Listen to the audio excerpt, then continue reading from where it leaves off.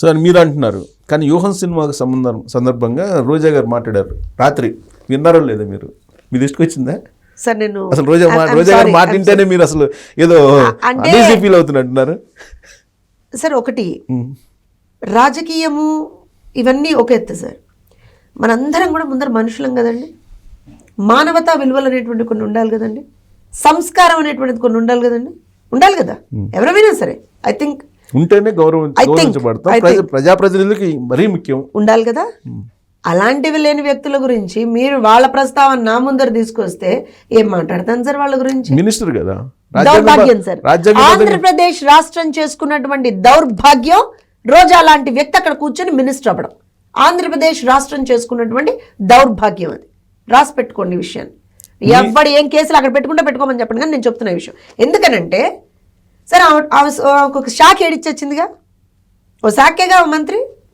ఆ శాఖ స్పెల్లింగ్ కూడా ఆమెకు తెలియదేమో, ఫర్ ఎగ్జాంపుల్ నేను చెప్తున్నాను. అలాంటిది ఇవాళ బయటకు వచ్చి వ్యూహన్ సినిమా గురించి మాట్లాడింది. ఆ వ్యూహన్ తీసేటువంటి ఆ ప్రబుద్ధుడికి బుద్ధి జ్ఞానం లేదు.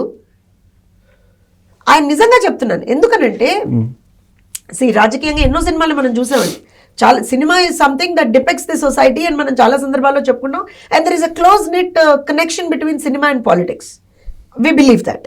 కానీ ప్రజలకు మీరు మంచి చేయకపోయినా సరే ప్రజల్ని ఎప్పుడూ కూడా తప్పుదోవ పట్టించడము, లేకపోతే ఒకళ్ళని కించపరచడానికి ఆ ఎరీనాని మేము వాడతామంటే మాత్రం చాలా తప్పంటాను నేను. అది మీ పాయింట్ ఆఫ్ వ్యూ అంటున్నాడు కదా ఆర్జీవి. పాయింట్ ఆఫ్ వ్యూ ఏం పాయింట్ ఆఫ్ వ్యూ సార్? ఆ ఆర్జీవి అనేవాడు ఏ రోజునన్నా సరే ఆంధ్రప్రదేశ్ ప్రజల కోసం ఏమైనా ఏడిచొచ్చాడా? ఏమైనా చేసి వచ్చాడా? ఆడపిల్లల మీద అఘాయిత్యాలు జరిగినప్పుడు ఎక్కడ చచ్చాడు ఆర్జీవి? రైతులు ఆత్మహత్యలు చేసుకుంటుంటే ఎక్కడ చచ్చాడు ఆర్జీవి? యువతి వాళ్ళ రోజున గంజాయికి బానిసైపోయి, మద్యానికి బానిసైపోయి, ఎక్కడికక్కడ విపరీతమైనటువంటి యాంటీ సోషల్ కార్యక్రమాలు జరుగుతుంటే ఎక్కడ చచ్చాడు ఆర్జీవి? తిట్టాలనిపిస్తుందండి, ఒక తల్లిలాగా తిట్టాలనిపిస్తుంది.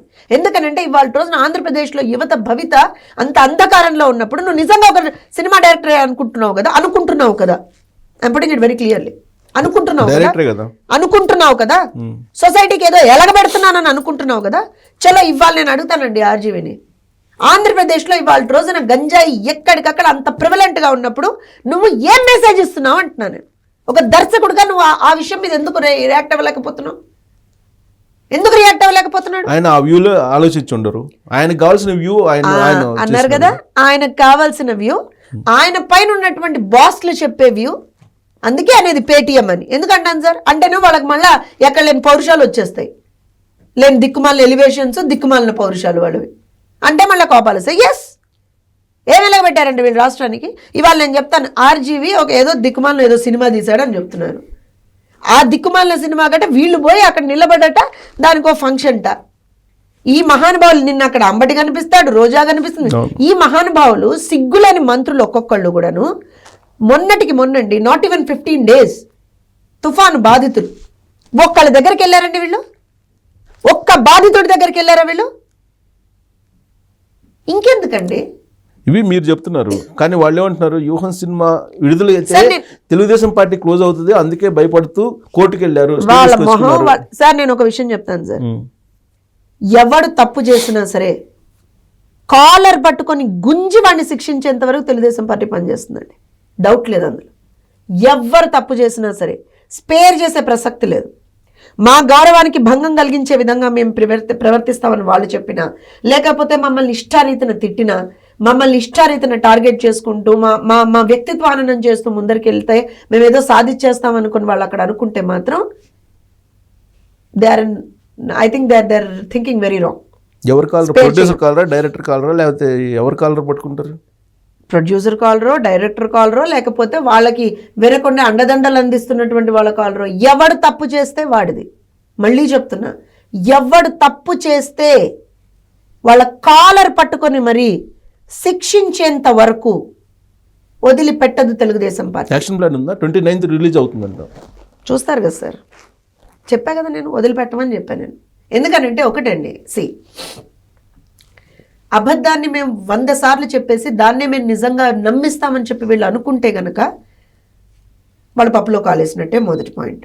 రెండో పాయింట్ ఏంటి అని అంటే, నా క్వశ్చన్ ఏంటి అంటే, నువ్వు తీసినటువంటి ఈ సినిమా వల్ల ప్రజలకి ఏం మంచి జరిగిందో చెప్పంటున్నాను నేను. ఇవాళ ఒక సినిమా ఫంక్షన్కి మంత్రులు, ఎమ్మెల్యేలు, ఎంపీలు అంతమంది వెళ్ళి అక్కడ నిలబడ్డారే. మరి రాష్ట్రంలో బాధితులు ఉన్నారు కదా, తుఫాను బాధితులు ఉన్నారు, వరద బాధితులు ఉన్నారు, కరోనా ఇప్పుడు మళ్ళీ ఇజ్జవుతుంది, లేకపోతే మనం మొన్ననే చూసాం నిరుద్యోగుల ఆత్మహత్యలు చేసుకుంటున్నారు, రైతులు ఇబ్బందులు సమస్యలు. అంటే సామాజిక శుభ్రత లేనటువంటి వాడు వాళ్ళేం మంత్రులండి. ఆర్జీవి నేను కమర్షియల్ గానే తీస్తాను సినిమాలని చెప్పాడు, చాలా సందర్భాల్లో చెప్పాడు. అవునండి, నేనేమంటున్నా, అయ్యో ఒక తలకు మాసినోడు బుద్ధి లేనివాడు ఏదో పని చేస్తున్నాడండి, వీళ్ళు పోయి దాన్ని ఎండార్స్ చేస్తారా? బుద్ధుండక్కర్లా? తలకు మాసిన వాడు, బుద్ధి లేనివాడు ఓ పని చేస్తున్నాడు, వాడు చావేదో వాడు చేస్తాడుగా, వీళ్ళకి ఎందుకండి మధ్యలో? నేను బాధ్యత ఎందుకు గుర్తు చేస్తున్నాను అని అంటే, మీరు వాళ్ళ రోజున రాష్ట్రంలో మంత్రులుగా ఉన్నారు కదా, మీ బాధ్యత ఏంటి? నేను I might sound little bit rude, కానీ నేనేమంటున్నా అంటే దిస్ ఇస్ ఫ్యాక్ట్ కదా. మీరు అక్కడ పోయి ఆ సినిమాని ఎండోర్స్ చేయడం మూలన రాష్ట్ర ప్రజలకి ఏం మంచి వచ్చిందో చెప్పండి నాకు. అండ్ ఇంకోటి, ఏదో నారా లోకేష్ గారిని మేము తప్పుగా పోర్ట్రే చేసేసో, చంద్రబాబు నాయుడు గారిని తప్పుగా పోర్ట్రే చేసేసో, తెలుగుదేశం పార్టీని తప్పుగా పోర్ట్రే చేసేసో మా పబ్బం గడుపుకుంటూ పోతామంటే ఊరుకునే ప్రసక్తి లేదు.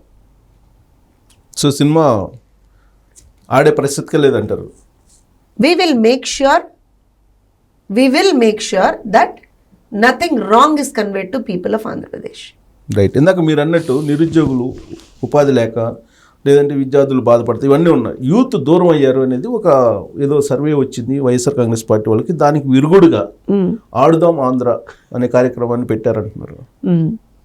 దాన్ని ఏ కోణంలో చూస్తారు? నాకు నిజంగానే అంటే ఒకటి చెప్తానండి, ఒక పద్ధతి ప్రకారంగానో లేకపోతే ఒక ఆలోచన ప్రకారంగానో ఏదన్నా వీళ్ళు చేస్తే అర్థం ఉంది. ఇవాళ రోజున పరిస్థితి ఏంటయ్యా అంటే 4.5 సంవత్సరాల్లో వీళ్ళు యువత కోసం ఈ ఆడుదాం ఆంధ్రాన్ని ఇవాళ తీసుకొచ్చారంటున్నారు.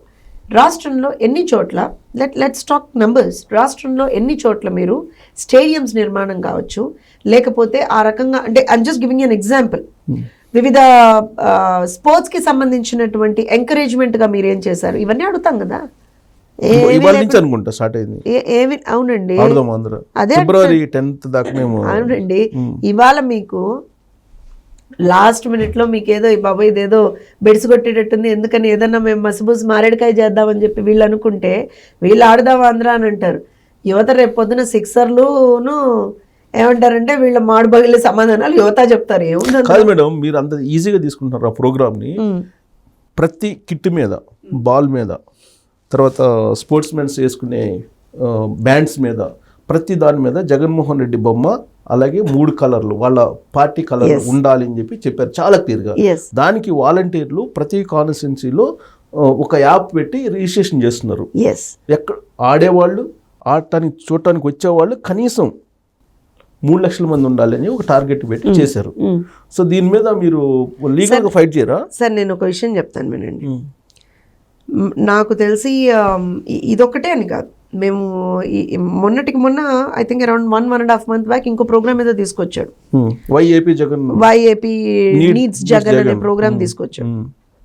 అది కూడా యాక్చువల్గా గవర్నమెంట్ ప్రోగ్రామ్ కాదండి, వాళ్ళ పార్టీ ప్రోగ్రామ్ అది. దాన్ని గవర్నమెంట్ ప్రోగ్రామ్గా వాళ్ళు మార్చి గవర్నమెంట్ నుంచి నిధులు తీసుకుంటూ, and we have fought it కదా, మేము దాని మీద ఫైల్ చేశాం కదా, ఎందుకు ఊరుకుంటాం? అండ్ ఇది మీరు అంటున్నాను మీరు లైట్ తీసుకుంటాను, మేము లైట్ తీసుకోవట్లేదండి. కానీ వాళ్ళ ప్రోగ్రామ్ చేశారు కదా. ఇప్పుడు ఒక విషయం చెప్తాను సార్, అధికారం వాళ్ళ చేతుల్లో ఉంది, వాళ్ళు మేము ఏమన్నా చేసుకున్నాం అని అనుకుంటున్నారు. ఇప్పుడు ఎందుకనంటే ఇదే వాలంటీర్లను పెట్టి ప్రతి ఒక్క సభకి జనాల్ని మేము తరలిస్తున్నాం అని చెప్పి పాపం వాళ్ళు పడ్డ బాధలు వ్యతలైతే అలివిగాని, ఆ వాలంటీర్లు పడ్డటువంటి బాధలు.